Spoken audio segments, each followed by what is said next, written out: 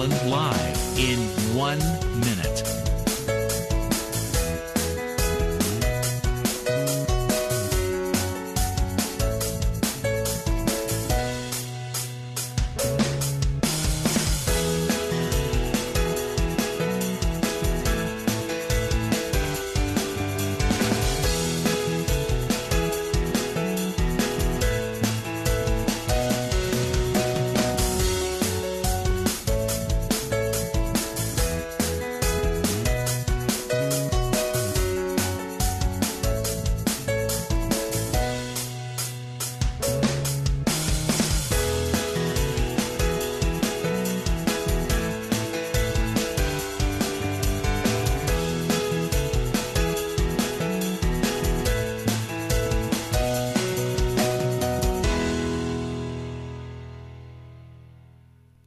Welcome to Lynn Cullen Live at pghcitypaper.com. Email your questions and comments to Lynn at pghcitypaper.com.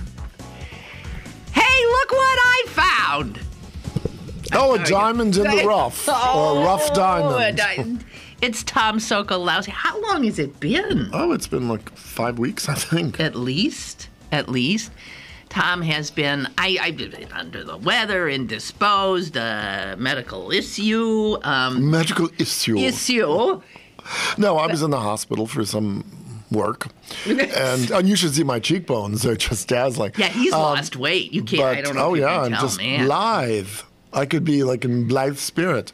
But no, I'm on the mend. And I did want to give a shout out, as they do in rock concerts, to the nursing staff, particularly in the transitional care unit of... You're transitioning from what to what when you're in transitional care? When I was first in the hospital, I had some surgery. And then you're sort of in the regular hospital. And then they move you, in this case, to another floor at Montefiore. And it's sort of Montefiore? Where have you been? What do you think you are, in Padua or something? What would you call it?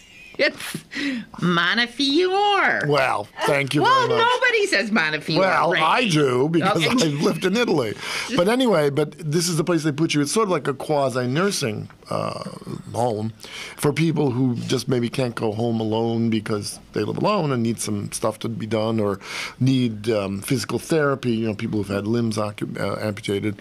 And the nurses there were just so lovely. Really? So lovely, especially my dear Liza. Oh, she was just so fabulous. Aren't they amazing? They really are, and have the good spirits.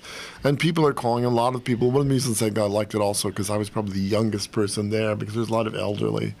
And, you're like, I just wet the bed. Oh, and so, but I kept happy through the whole thing, so. Yeah, we were talking about the drugs. So you were on a lot of painkillers for a while. Can you comprehend why people want those, the street value of the drugs you had, and why people would want that? Because as you said, it didn't make you feel, it made you out of it. Well, no, I was saying to Lynn that a friend who saw me in the hospital, I guess it was less than a week after I came out of my surgery, and they said afterwards, they didn't tell me this then, but they went up to the nurse and said, oh, we know Mr. Sokolowski, and he's really not making any sense. And I said, oh, what's different from Norm? Yeah, right, huh? But I think, if you take something that makes you feel breezy, and maybe, if you're in depression or whatever, and this thing, even though it makes you cloudy, deadens the pain. Even the psychic pain. Well, yeah, look at poor Philip Seymour Hoffman. Yeah, he was this guy with extraordinary talent and very self-aware. And So I need you to, because that is such a mind-blowingly on-the-spot quote that you shared with me right before we started from Susan Sontag. Well, Susan Sontag, about, 25 years ago, wrote a book called Illness is Metaphor. And I highly recommend it to people. And basically, it was her take on how the 20th century views cancer as this grand social ill, and compares it sort of concomitantly to the way the 19th century viewed tuberculosis. And whereas cancer is not contagious, tuberculosis was. And yet, because the effects of TB were that people would get very thin and look like, Anna Maria Alberghetti and look beautiful and look spectral, it was thought to be, and writers write about this all the time, Zola and famous writer Dumas, saying, oh, to be near them is like being near someone angelic, and they make comments, etc. Whereas being near to someone with TB, you could catch it because it's very contagious, even today. Whereas cancer, because all the metaphors for cancer are like, he's rotting from the inside. Eaten away. Eating away, exactly. Eating away. So you wanted to keep these people at bay in some, like a leper colony. But she begins the book, it's really fascinating, but she begins the book by quoting someone, and I can't remember who it is, but I've always used this quote subsequent to reading it, and she says, there are two realms that human beings dwell within. The realm of the ill and the realm of the healthy. And when one is deeply in one of those realms, you cannot countenance the other. And as I was saying to Lynn, I was fairly seriously ill. But just think when you have a crappy cold or a 24-hour flu, you're laying in your bed and there's snotty, tissues all around you and a half-open container of orange juice. And you're saying, oh, it's me, oy vey's me, oh, I want to die. And then the next day you're better and you don't even think about it. But when you're in the midst of it, it is so compelling. That's right. And you cannot, and it is true, healthy people, even if they're empathetic. Right, exactly. Even if they've been in that realm of illness themselves, it's hard to... Well, the albatross is off your neck. I've told this story, too. I know that when I was stuck in a wheelchair for a long time and then crutches for a long time. And I grew so weary of, not being able to live my life. I felt imprisoned. Right. And I remember, getting furious watching some people run up a staircase. They're just running up a staircase and not thinking. And I thought, if only I could do that. You don't appreciate, I was thinking. You don't appreciate it. Well, it's I will never forget. As soon as I can run up a staircase again, I will never. I will feel such gratitude for all those. Yeah, for about 2 days. You were kicking those people with crutches out of the way. Because I think as human beings, we like to be independent. And the one thing that illness does, to one degree or another, is make you deeply dependent, and we hate that. And vulnerable. And vulnerable, yes. And exactly. It's just not a good feeling all the way around. No, exactly. But you've come out the other side, and now you have risen. Yes. Oh, hallelujah. The fact that they allowed him out of the transition floor of Montefiore just shows you that he has come back and joined us in the land of the living. It almost sounds like some ancient Egyptian ode to Ptah, or one of those gods. So Montefiore, does that mean fiery mountain? No, Mount of Flowers. Fiore. Flowers. Mount of Flowers. Yes. It's a very lovely hospital. Really lovely. It got its name. It was founded by Jewish doctors, who couldn't comfortably. They were not invited to practice, and it's a class. Presby. That's right. Appropriate. Oh no, Presbyterians didn't want those Jews, right. So they put up their own hospital. But why would they call it Montefiore? Well, and this was perhaps an Italian-American section of Oakland there? No, I don't think there's a ton of Italian-Americans, Jews around here. I don't know. No, but I mean just that that it was there? No, I don't know. Because one thing that's very interesting, I didn't ever realize this, that even though my surgery was done at Presby, it turns out, but you what do you call it? Not invest, what's the word? When they admit you go to Montefiore. And I said, what's that? And they said, well, that surgery has become such a big business at Presby. They have 75 operating rooms.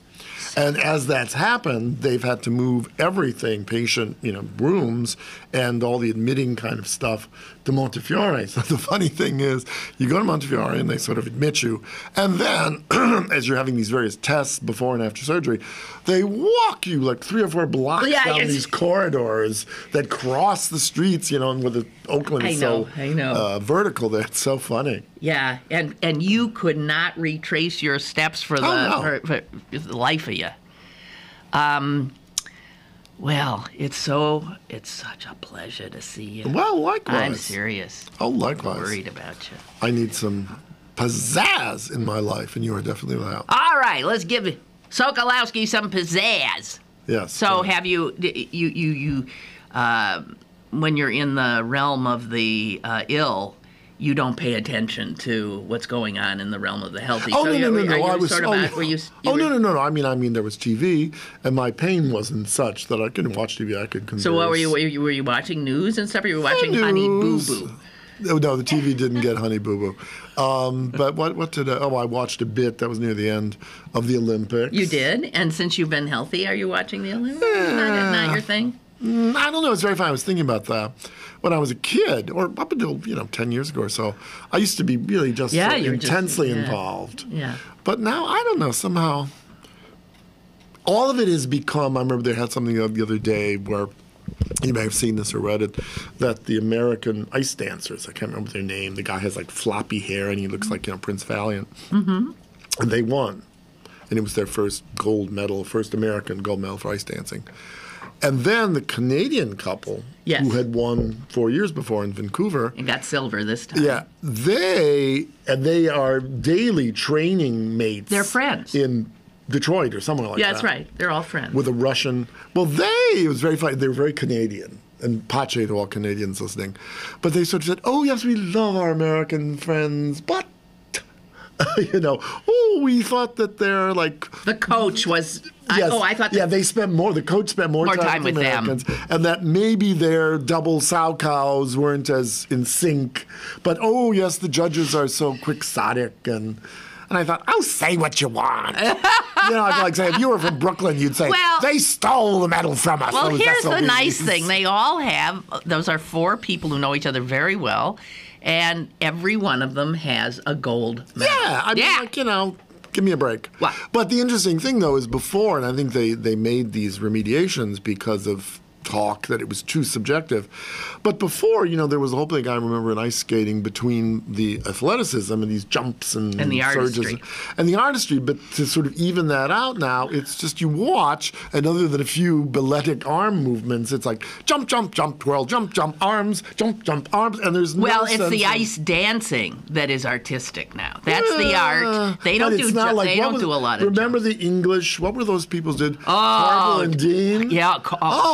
So fabulous. Well, no one will ever, No. I mean, Bolero, right? They blew everybody in the world away. That was so fabulous. Or some of the others, I can't remember some of the names now, but the artistic ones who were just... They don't make them like they used to, do they? Well, no, it's not so much that. They've been forced.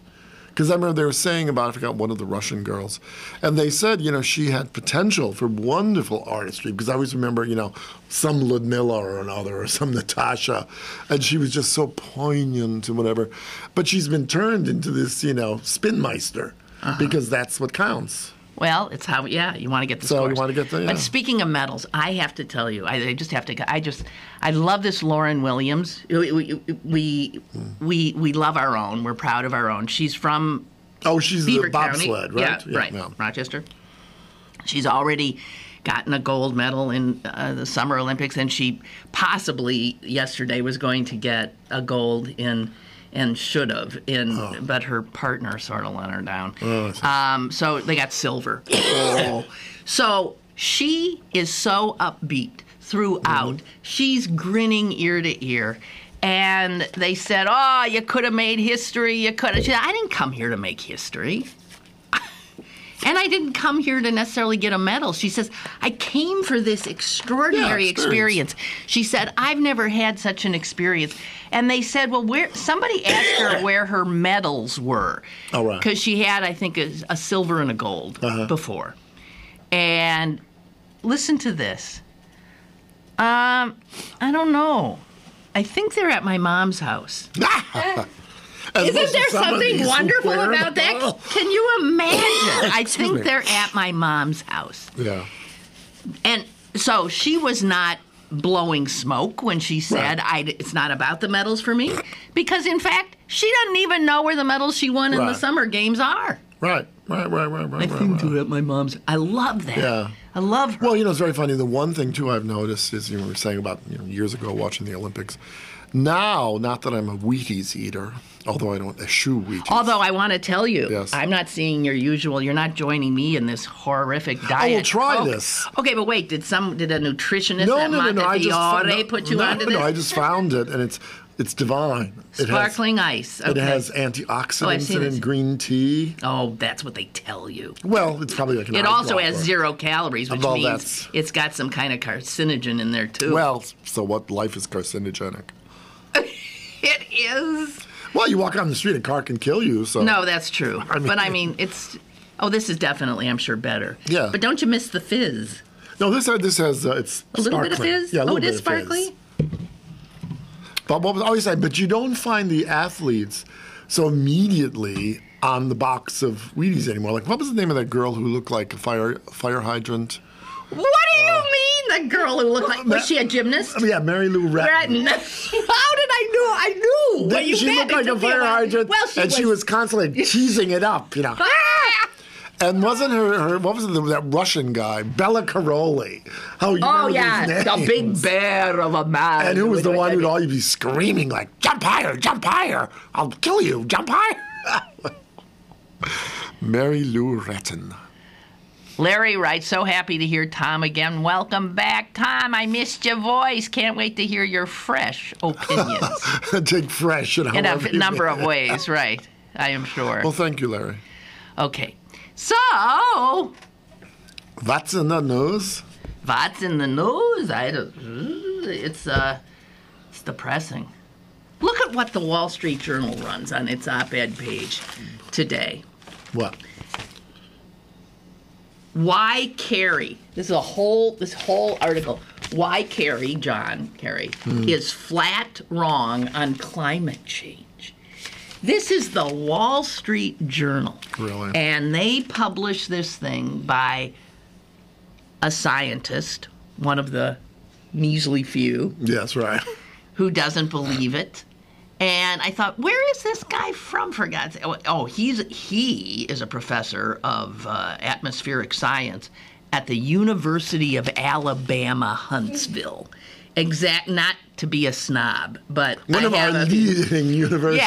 Yeah, I just want to say, University of Alabama. I wonder if they allow the teaching of evolution at the University of Alabama. And they probably Huntsville take campus. bull whips to their athletes if they don't have touchdowns or something. Good God, it's unbelievable.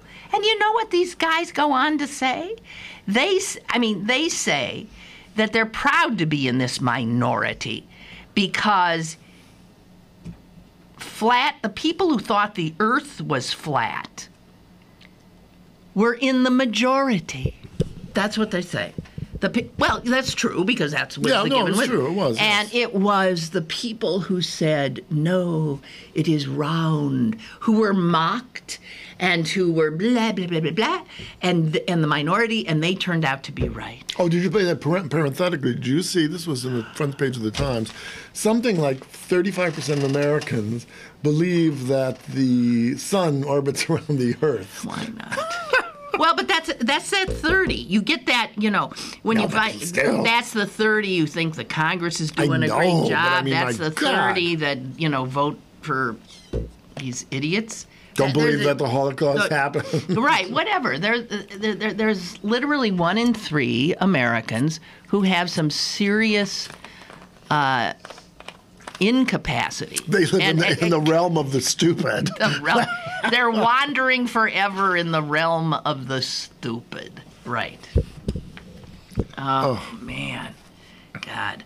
Okay, so let's take our first little bit of a break, and we'll come on. And if there's something you want to hear from Tom about, call us or email me.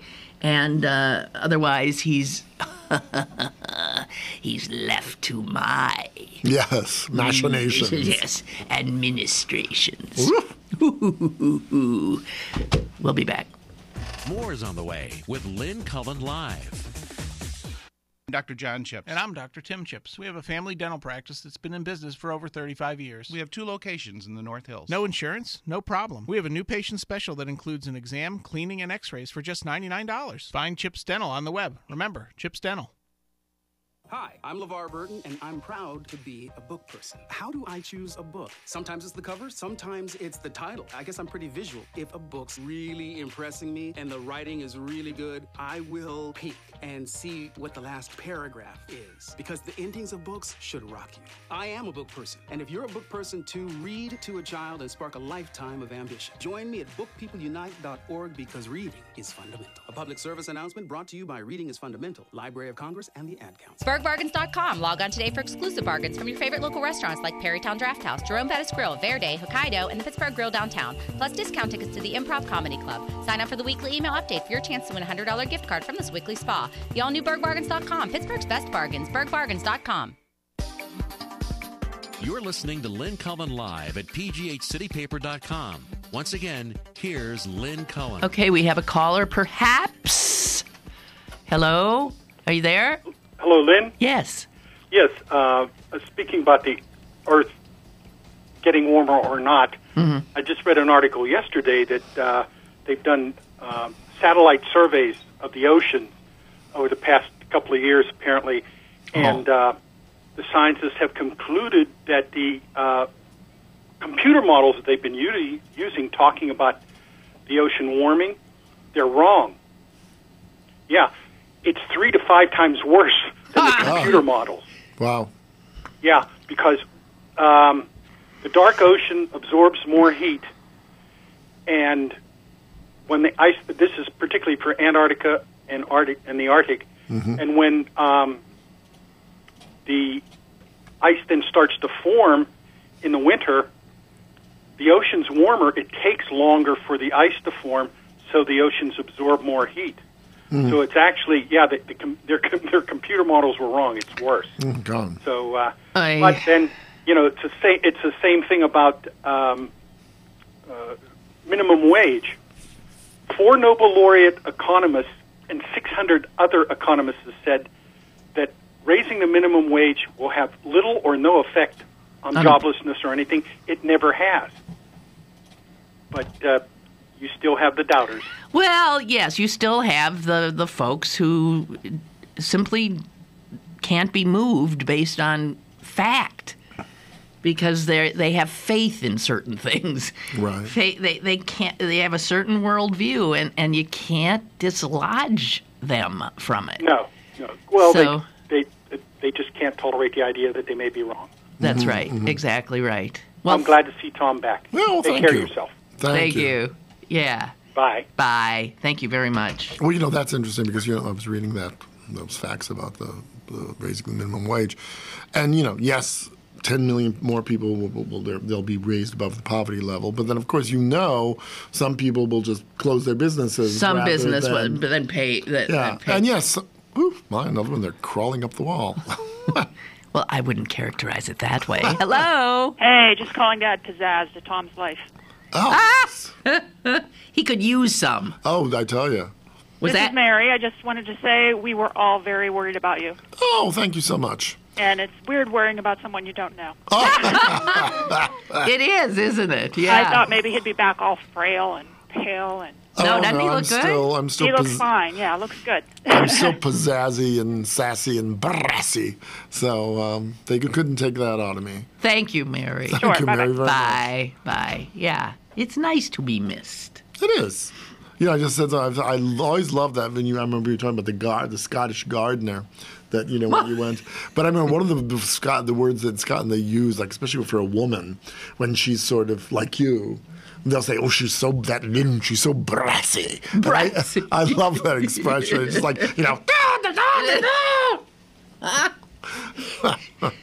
a wind instrument. Yeah. What an ill wind. An ill wind that bears no, what is it? Blows no. An ill wind blows. Something or other. What does an ill wind not blow? No good. What or is something it? like Yeah, that. right. Something like that. No one any good. And what? An ill wind blows? No one any good. Oh. No, that's not it. An ill wind that blows nobody. Oh, that blows. It's no good, maybe. But an ill wind blows nobody good? What? Just reading what's on the air. All right, I know you're just reading, but it doesn't quite have the right ring. Yeah, the right ring to it, yes. Well, maybe some poet will ferret that out. All right, okay. So, Tom, yes. This shows how long you've been gone. This yellowing piece of... It's from January 15th. Oh, my God, yeah, it was a week before I went to the hospital, yeah. Exactly. This is because I noted this, it's an obituary. I noted the obituary on a Wednesday and then said, we have to ask Tom about this tomorrow. Okay. And then you disappeared. Bit the dust, yes. So I held it. Yes, okay. Because I still want you to opine on this, because I thought there was something so funny in this. This is the obituary for somebody, and I'm not sure how to pronounce the last name, Madeline Arakawa. Oh, Gins. Oh, yes. Okay. Oh, yes. Yeah, she died at the age of 72, and it says right here in the New York Times obituary that she was a visionary. Now, part of her vision was that if you built the right kind of structure and lived within the right kind of structure, you could defy death. Yes. That you could live forever if you lived in a place where things weren't true, where the wall, where where you maybe had to duck to get through it. It is the most bizarre thing. Well, it's halfway between what do the Japanese call it? Or the Chinese feng shui. Or the German Bauhaus, if you build good factories, hotels, shops, people will work better, buy better. Okay. I mean, there is truth in the fact that architecture and the space we inhabit does have an impact on us. But to think that you're going to cheat death by living in I have something, to say, I knew. And there's something funny about reading an obituary of somebody who's called a visionary, whose whole thing was living in this space so she wouldn't die. She and her husband, and he died before her, and now she's dead, and she didn't live. 72 is not a well, they lived not very far from where I lived in New York. Okay, I knew so you them, know not that well. You did know them. They showed, I think, still with I don't know if with the estate, with a gallery friend of mine named Ronald Feldman, and a very esteemed gallerist. But they were crazy. I mean, they were crazy. Oh, they were really weird. I mean, Arakawa, who was sort of, although they were a pair, she was always sort of lady in waiting to Arakawa. The husband. And they'd show these models of these bizarre houses that they would design. They lived in, I wonder if because it was on the market after she died. Yes. In a townhouse that from the outside was totally nondescript on Houston Street in the Village. Sort of in the slightly near West Village. And it was this old sort of dumpy building, but inside, I mean, they didn't modernize it to make it beautiful, but they had these weird, little nooks and crannies, what have you. But you'd call them up to have a studio visit, and going there would be like something going to a seance. And she, because Arakawa, although he'd lived in the United States for, a goodly number of years, I don't know if it says, but I think since the 50s or something, she would always sort of quasi-translate for him. And she would always speak about him in the third person, like, Arakawa feels, Arakawa thinks. And they really were very... She was also... I mean, he at least, maybe because you didn't understand him half the time, but he had this sort of artistic... Well, so what's going on when an artist is like that? I mean, besides the sort of sense of grandiosity and egomania and or narcissism. Well, but they weren't. Are they not living a life that is, in fact, like sort of a performance piece? Well, in a sense. And if I'm not mistaken, maybe the article says this, I don't remember, because I did read it a month ago. I think he came from a Japanese family that, produced cars or something, so he was independently rich. Well, okay. So that allowed them to do these sort of proposals for projects, without really, which had no commercial value whatsoever. So in a sense, they sort of lived a kind of illusory life. And they were intellectually very stimulating. This idea, can you change? I say the Bauhaus, German Bauhaus said, good buildings could change good lives. And a number of people have said this, better living. I mean, you can think of the But they couldn't have been serious about eluding death. Well, which is, come on. Well, you couldn't ask them that, because I think I asked them once something akin to that, and I didn't understand the answer. Yeah, right, because it's a bunch of bull. Well, these are snake oil salesmen. Well, I don't know if I'd say that. I think people who live in a kind of very poetic, illusory world don't live in the kind of world that you or I live in. No, but then they're engaged in a performance. Yeah, but I mean, isn't it good that some people I'm can glad do they that? are, because I appreciate that, Right. but I don't like treating them like they're visionaries. I mean, well, no, that and is they ridiculous. had a very, what would one say? And how do you write this obit with not a hint of irony in it? This obit is so straightforward, and it's all about how they were going to cheat death by living in their screwy houses. Wrote it? Marguerite Fox. Oh, so I don't and think someone there's from the not arts desk. I can't imagine writing an obit for these two and not making it ironic from the first sentence. No, but the question then becomes, if you look at the poetry of, what was his name? Oh my God, my mind. Great American poet. Well, I can't think of it right now. Or Philip Glass, or John Cage. All right. Where they sit down at the piano and then play no music for 20 minutes. See, I'm not into that you stuff. can't. Well, fine. Sorry. But the thing is, if you start questioning people who are really trying to push the boundaries of thinking about life and what have you, then it's all up for grabs. And also, I would say that although everyone knew of Arakawa and Madeline, it wasn't as if they were on your top 100 list of artists. Of great artists. And it's not like people were dying to live in one of their homes. No. Because their homes were a pain in the neck to live in. Electric switches are in impossible places, so you have to feel around for one. You have to crawl through some of the doors. You constantly lose your balance. I don't know. Anyway. But you might think about it this way. What about if you live a life of, like you're a cloistered monk, in your own way you do these bizarre things. You get up to pray like at 3 a.m. and whatever, so you break sleep. Or what if you are a very, very Orthodox Jew and you have to have, 15 stoves in your house, one for quinoa, one for peanut butter, one for, not to mock that.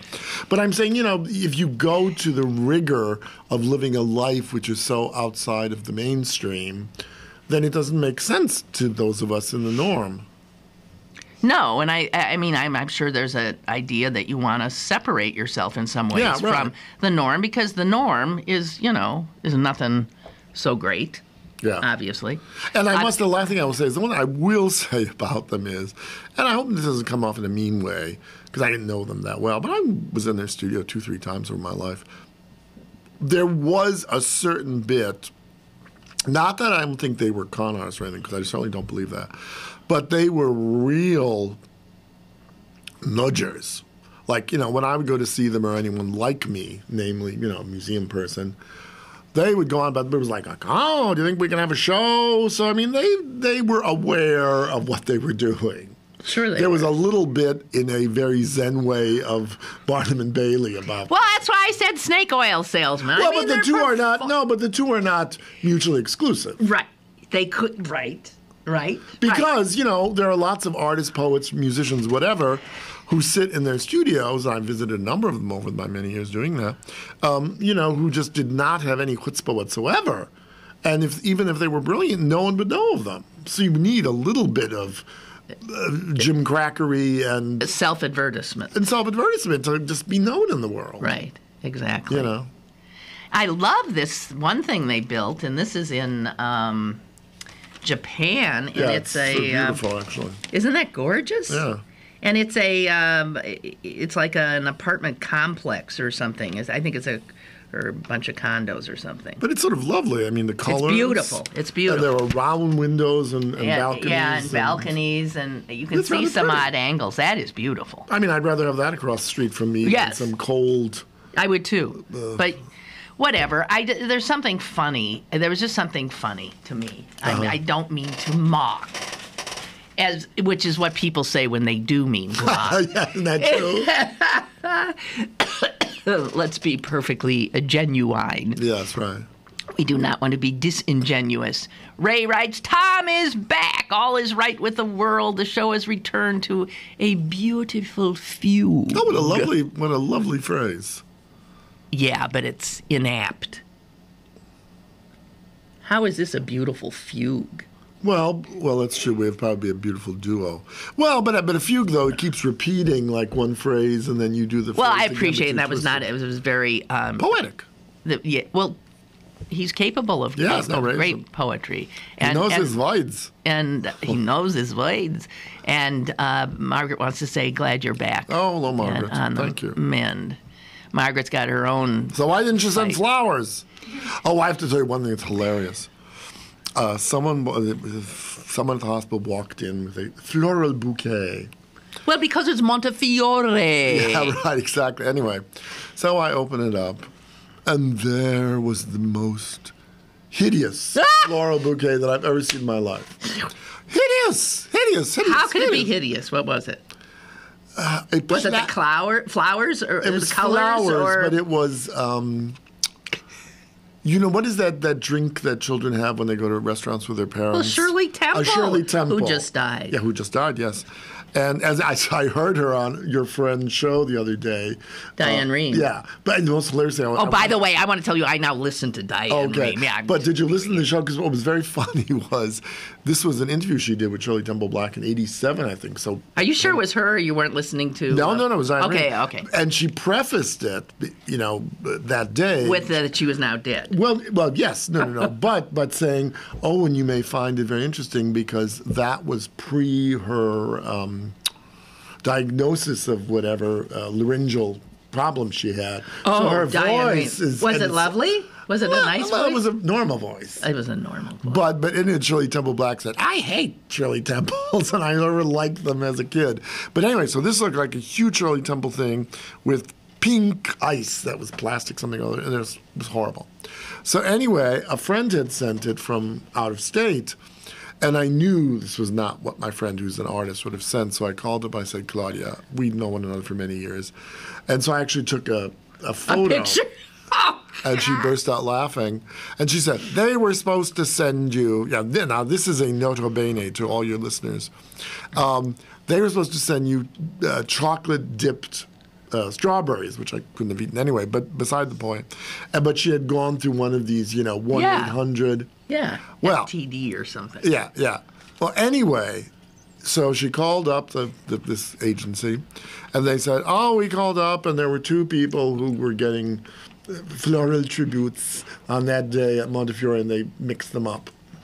But anyway, so from that moment on, which was maybe 4 days after my surgery, so that would have been like the 25th or so of January, they kept saying, we're going to change it. Only yesterday did they finally, and so I took another picture and I said, Claudia, here's this picture, this bouquet, beauteous bouquet, that I'm sure in what they showed you, it was just floral, like 75 bouquets, dozens of flowers. I said, there's 5 half-dead cymbidium lilies, one rose that looks like it's been through a divorce. Do you think it was a second-hand thing that they pulled out? Well, no, I think they just called up some florists. And what, it was very funny that when I was in the hospital, there was this thing on the Day Show, it was Valentine's Day. And they were talking about this thing, so they looked at Teleflora, 1-800, 4 or 5 of these, and they'd show you the picture on the web. And then show you the reality. And they'd show the reality. And each one was either skimpy, or if they would say a beautiful crystal vase. Yeah. In fact, there's no such thing as crystal. We can go into that because I once had a glass collection in a museum I was in. Oh, and then it was in some shitty basket or something. And really, and what it is they know, like if you're living in Chelsea, New York, you're never going to buy from them again. Yeah, right. Exactly. So and normally, unless it was a friend I knew well, I wouldn't say, "Oh, really, Lynn? You sent me that shitty bouquet." So they get by with it. But when you're paying like $60 for something that looked, they took it off like a bridesmaid's table at the wedding yesterday and like put it in dry ice and sent it to you. So beware, because it was very funny. Then the other day, a friend who didn't send me anything while I was in the hospital, and he said, I don't know if you knew this, but I always send flowers after, because, when someone's maybe under the weather, they don't really, and I got this beautiful, it was an orchid. And I said, how did you know? Well, he had done some business with us at the Warhol Museum, so he called up someone at the museum. Well, he said, what's the best florist? And they said, Toad Flax, the place on, and of course, I got Regent this Square, beautiful, because they know, on Walnut Street. Oh, Toad Flax, yeah. I was thinking of Hepatica. That's another really good one. Yeah, that's a good one, too. You're right, Toad But anyway, Flax, his point was, we know Tom, we know what he'd like. Yeah. And so, of course, they know there'll be return business. I actually called them and said thank you. But these, one-off things it's just shiftless. Oh, you'll like this. Tom is your best guest. You were so missed, Tom. So glad you're feeling better. Oh, how sweet. You are by far Lynn's best weekly guest. How sweet. You want me to forward that to Mr. Potter? Yeah. Yeah? Take that. I will. Okay. We will. We will.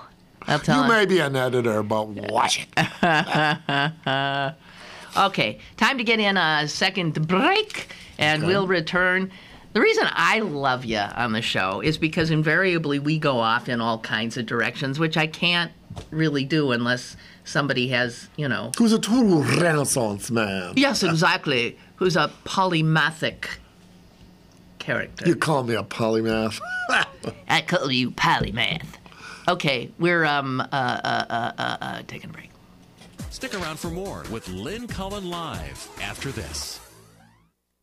Hi, I'm Dr. John Chips. And I'm Dr. Tim Chips. We have a family dental practice that's been in business for over 35 years. We have 2 locations in the North Hills. We are in network with most major insurance companies, including United Concordia, Cigna, and UPMC. Find Chips Dental on the web. Remember, Chips Dental. Moments in Black History, brought to you by Highmark Blue Cross Blue Shield. Have a greater hand in your health. Benjamin O. Davis Sr. had a distinguished 50-year military career as a veteran of the Spanish-American War, World War I, and World War II. After graduating from Howard University, he joined the Army during the emergency of 1898. Davis rose quickly through the ranks until he was promoted to colonel in 1930 and later brigadier general. He was the first African-American general in the United States Army. His bravery and determination earned him a Bronze Star and Distinguished Service Medal, as well as other honors. Davis's son, Benjamin Oliver Davis Jr., also served in World War I, commanding the 99th Pursuit Squadron, the first all-black fighter pilot unit. Davis flew 60 missions during World War I and won several medals, including a Gold Star.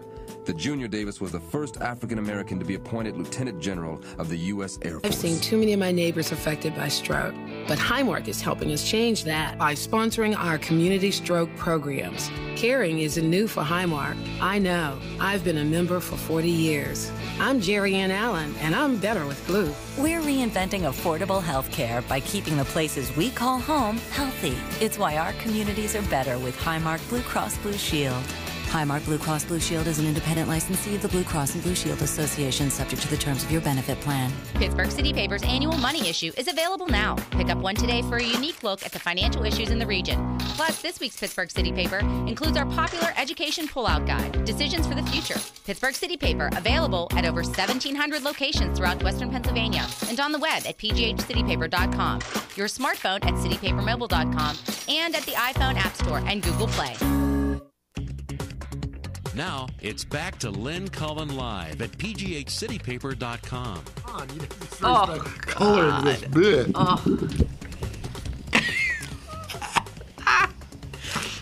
You get down to the state of life. Hospital horror stories. We were just talking about the indignities. You really have to it is difficult to maintain one's sense of self when you're Well, I literally purposely bought a Vicuna bathrobe. No, I'm just kidding. I mean, you're pretty. Yeah, it is. No, it's true. You're in these like daunting. skimpy gowns. Although, you know what I said to someone there? I said, I'm in the art design world. I'm gonna try to get together with some people and redesign these things. Well, like the gowns and that. So both. I mean, they don't work well. I don't think. And that's what the nurses said. And they're so humiliating, like with little ducks on them. Yeah. And I said to this one nurse I liked so much. Why can't they use better fabric? Do you like walking around in 3-year-old child? Yeah, what is that with the nurses? Pajamas? Yeah, what is that? And she said, oh, well, Well, number one, in some instances, some hospitals, I think this is true at UPMC if I'm not mistaken, you can only buy these sweats or whatever they call them. No, scrubs. At certain stores, which they charge hilarious amounts of money, and certain colors are emblematic of certain wherever you belong, right? And I said, oh, my God. But why the stupid prints? Why can't they do an attractive print? Get, Diane van Furstenberg to design something so you feel adult. I know. What is that? And it could be a very washable material, and all that stuff that's Why does it have to be crap? Stupid looking. Well, I think there's maybe also something about, I think the worst thing when you're a patient is that the worst nurses and doctors don't treat you as an adult. It's like, oh, we know what's good for you. I know. Or the doctor will come in and say, like, how you doing, Mr. Looking at, Well, at least calls you Mr. Because there's often that we'll call you by your first name. You call us Herr Doctor, horrific Professor, yes, sir. And this was very funny. I had some name, because you know how I am. And I had some names, like one doctor who was involved with the what do you call it? The liver. I mean, the blood and whatever, I referred to as the mean Chinese woman. Because she'd come in with the most, she reminded me of Mao's former wife. Yeah. Zhang. No, what was her name? Zhang. Who got up there. I remember there was that one person when she was on trial, and she had brutalized this man. And he got up there and he was crying, and she said, "You cry, baby. You're just sickening, and you deserve everything you got." But in Chinese, we're like, "Dong, dong, biao, biao." But anyway, so this was the mean Chinese doctor. And I remember at one point she wanted to take, and finally she did this thing, which is called, and many of your listeners may have gone through this or know someone did, something called a blood gas. Ooh. Which they go into the artery. And it hurts. Yeah. And she kept saying, she came in and with a glint in her mean eye, she said, "This is going to hurt terribly." And she kept saying that. And I finally said to her, "Listen, sister, this ain't like the cabinet of Dr. Caligari. Do it." And so she did it, and I didn't wince once. And I looked at her and I said, "You didn't get me." How long did it take? How much? Oh, it didn't take long, but it's just because the thing is the arteries, as I understand, the arteries as opposed to the deeper. veins. Yeah. So they have to sort of dig it in there with a longer needle. And, but it was so funny, like, this is really going to hurt. Oh, this is really... What a jerky thing. I can understand warning you. Yeah, right. This might, because you also don't like the ones that you'll just feel a little pinch. Yeah, really. You're the little prick, honey. Oh, gosh. Yeah. But it was very funny. The last thing about the hospital is that because of my name, some of the nurses' aides and that would come in, and so I was always like, "Mr. S. Oh, good morning, Mr. S." So I thought Sokolowski was too much of a mouthful? Yeah, right. And some of the nurses had first names that were a real mouthful. Really? But I'd always learn them. Did you have a male nurse at all? Because the last time I was in the hospital, I did have a male in the nurse. early part. When I just came out, but not in that. No, yes, I did. No, there was Anthony, who was quite lovely. Uh-huh. He was very nice. Yeah, I've had some really great male nurses, too. Well, okay. I just wanted to say... What other new stuff you got? Well, I just noticed on the front page of today's Post-Gazette 2 stories that involve the reality that we now all live, which is that we're being watched all the time. Yeah, right. Whether we're you don't think about it, but my picture has probably been taken, about 5, 6, 7 times already today, by security cameras, by this, probably. That. So I'm dealing with this horrific story of the two sisters it's awful. who were killed, and how clearly the kind of work police do now is sitting in front of... We're all going to end up sitting in front of screens. Sitting in front of screens. God, how boring it must be to look, and yet you can't take your eyes off it for a minute. Looking at an intersection. Watching TV, etc. And now the minute they'll say is like, oh, there was someone shot. Well, let's look at that store's camera. Let's look at the street, Right. And in now fact, it's TV, that's how invariably that's how they do it. But you can see that that's how they've arrived at a...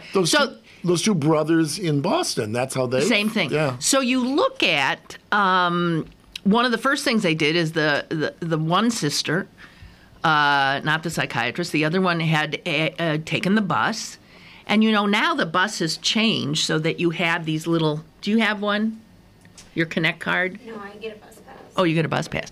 And it's just a little card, and you just stick it on. It makes getting in and out of buses faster. Oh, rather where you put the You're money? not plugging money. You just go bzz, and bzz, and they now use those to ascertain.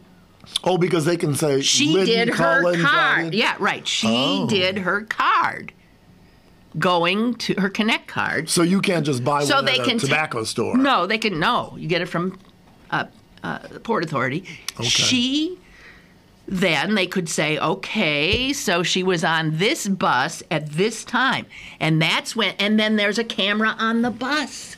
So they're looking at that specific bus and its camera. That's where they saw this one guy who they wanted to talk to. They put his picture out the other day and made clear this is not a suspect, but we want to talk to this guy. Because for some reason he was maybe sitting next to her, got off with her or whatever. They wanted to talk to him, and they have now since talked to him. But they kept looking and looking and looking, and they finally, there's a Sunoco gas station, which I've frequented, which is on Highland and Penn, and whatever that is, Penn Circle, or no, that's not Penn Circle. It's the next one over. East, I don't know. And I know they had a camera, and they see a guy that they want to see. Apparently, he popped up, but he turns out to be their next door neighbor. And now they are, I believe, calling him a suspect. Oh, really? I believe. Well, it's interesting. But there's all cameras. Yeah. Well, it's very interesting. There are two, again, because of being, tired and incapacitated in the hospital, etc. There are now two shows on television, I think on different networks. One is called Person of Interest, and the other is called Intelligence. And the premise of both of these is that the government created a chip, which has been, or some such a thing, that's been embedded into a guy who was like a great Navy SEAL or something. And he can go about, being a super cop, CIA agent. But when he sees something, his brain has this chip, so he can sort of say, I've seen that woman before, and like, get through his that's Lynn Cullen. Data. And it's so interesting because it's come to pass. Well, absolutely. It's absolutely come to pass. Okay, and the other story so there's that, and I was thinking, so they wouldn't have had this break in the case without those cameras. And then at the bottom is this picture of two bald eagles who are nesting above the Monongahela River in Hayes. And they have a picture. You're looking right into the nest, and you can see she laid her first egg, and now they're watching all the time. And the fact is a wildlife camera has been installed. Once they knew there was a bald eagle nest, somebody stuck a camera on those bald eagles, just like there's cameras on the peregrine falcons. Like everywhere. If you don't think that your picture, you should all walk around smiling all the time. Even when you're sitting on the commode in the bus station. And it'll only be more so because as we have more and more things like Connect cards where you're getting into your picture's taken when you walk in this building. Your picture's being taken right now. Yeah. It's constant. And we aren't even at the stage where there's drones flying around out there. Well, you know, it's funny because on one level you say, oh, 1984, this is creepy. And then on the other level, I must admit, I guess I would concur with both, is that, well, if you're not doing anything wrong, what do you have to worry about? I know, I feel that, and at the same time, I think there's something a little creepy about it. Well, there is. I mean, you know, what if decided, let's say you were married and whatever, and you just have decided for whatever reason to have an assignation. And there's nothing illegal about the assignation, and maybe it lasts for 2 days, and then you go back to your beloved husband, what have you. Well, why does the world have to know that? I mean, because maybe it was an infidelity, maybe you made a mistake, blah, blah, blah. But if it gets blown out of case, of course, the husband is totally pissed off and what have you, and maybe your marriage is ruined. And, I mean, that's maybe a silly example, but it's something maybe be outside the realms of normalcy, but it's not illegal. It's not sinful unless you're terribly religious. And so why should the world, whether it's government or whatever, or religion, intrude upon your deciding to maybe verge to a certain degree from the normal? If the police were to take my cell phone, if the police were to take my computer, they could absolutely retrace my everything. So we are now creating these databases about our lives, which didn't exist before. Every time you pay with plastic, anytime any of these cards are used. Yeah. And so he buys lots of prunes. He must be constipated. And you know, Giant Eagle and the others. Oh yeah, they know exactly. They know exactly what you're getting. I love it when somebody in line, you know, like maybe in front of me at the Giant Eagle says, "Oh, do you have an Advantage card I can use?" And I first of all, I love it because I like upping the numbers because you get the points. Gas. Yeah, right. Yeah, exactly. And I said, "Sure." And then I look at what they've got, and why is Lynn Cullen buying dog food? Right, and you know, and all kinds of other weird stuff that'll throw the wole thing out of whack. And then you get a coupon for something dog food, which you'll never use. For Polident. Yeah, Polident. Ain't got no teeth, ain't got no gums, don't need no ham, don't need no don't need no Tums. Well, when I get those things, I do keep them, and I do make an effort to use them. No, to put them on the find where the Polident is. I see. Oh, I see. And stick it down there. Oh, that's very Catholic with a small c of you. Oh, is it? What is Catholic? Well, with I mean, Catholic meaning being open and wanting whoever may benefit from the Polident, as opposed to saying it's my coupon. Yeah, and if I can't use it, why not give it to somebody? Yeah, why not give it to someone? Yeah, no, that's right. Haven't you ever seen coupons stuck on? No, never. Well, there aren't many. You're one. You're a diamond in the rough. She's the coupon sticker. Right. I will give you my coupons if I can.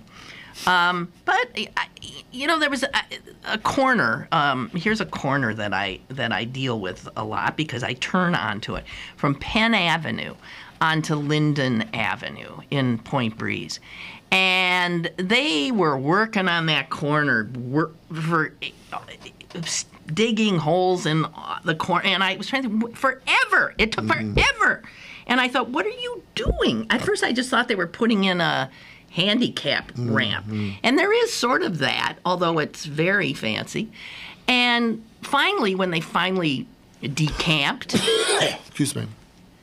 There are these huge black poles, black iron, whatever, poles. They go way, way up. And then the pole goes almost halfway over the intersection. So you got that from all four. And there's a lot of things on there. Oh, okay. There is, yes, I think there's probably a traffic light, but I also think there's other stuff. I think there's a lot of cameras. I don't know. There's a lot of stuff. Well, it's very funny. I was just thinking when you said that. And we don't know what it is. Well, I mean, I think I'd like to know what they did. Well, sure. Well, it's interesting. When you said that, the first thing I thought of was, friends who often drive on expressways. due to commuting and jobs, what have you, will have those machines that can tell you if there's a cop speed monitor. Uh-huh. And I'm just Buzzbuster. Oh, okay. Well, whatever they're called. And I'm just wondering if we're soon going to have something like if there's a camera somewhere where cover your face because you're coming near to a live camera or something. Because it's human nature to want to be covert. Yeah, but they'll get your license, your car. Well, it that's true too. Right, that's true too. You cannot hide.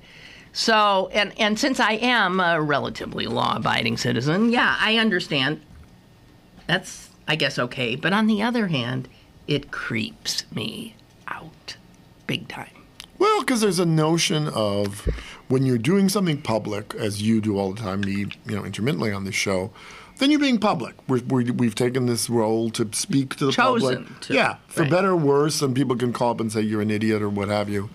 But in your home, as you're just, traipsing around every day, you can I think you have the right, and I'm not even talking about the Constitution here, of just saying, I like being anonymous. I mean, that's why, for example, as I have someone who's grown up and always lived in big cities, I like the fact, like when I lived on Washington Square, I would turn and walk half a block from McDougal Street to 6th Avenue, and not only did no one know who I was, but no one knew that NYU existed, which has, 59,000 students. If it was just some person who was not connected to Nova University. And I sort of like that when you get in a big city, then, you're just Mr. You can be citizen. under the radar. And not that you're hiding anything. No, but you don't have to be representative of yourself or of your kind or your type or your job or, Well, smile for the camera. That's all I want to say. And I mean, if it, and the good stuff is if it helps find the SOB who did this to these two women, fine, and it helps the police. But on the other hand, boy, used incorrectly. Give me land, lots of land. Under starry skies above. Don't fence me in. Let me straddle my old saddle underneath the western skies. On my cayuse. Oh, my. Let me wander over yonder till I see the mountains rise. Oh, good. I want to sit where the moon, where the west commences. Gaze at the moon till I lose my senses. Can't stick a kettle and I can't stand fences. Don't fence me in. Now, before we go off, what is a cayuse? I don't know. On my cayuse. It's got to be a horse. I have no idea. Maybe. Am I remembering that wrong? I don't think so. No, that sounds right. On my cayuse, let me wonder. Okay, we'll stop. Cease and desist. So wonderful having you back. Thank you, my dear. Look forward to being here next week. All right. You too. Potter tomorrow. My second favorite guest.